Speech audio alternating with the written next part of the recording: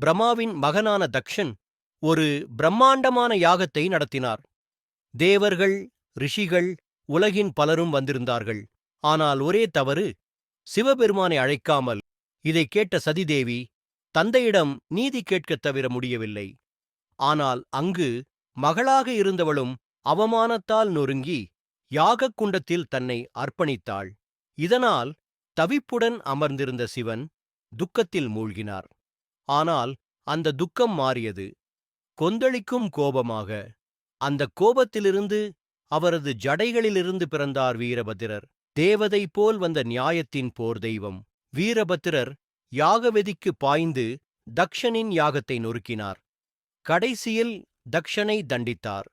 ஆனால் அதுவே நியாயத்தின் வெற்றி. இன்று வரை தமிழக கிராமங்களில் வீரபத்திரர் கோபத்தின் உருவமாக அல்ல, நியாயத்தின் காவலனாக அன்போடு வழிபடப்படுகிறார்.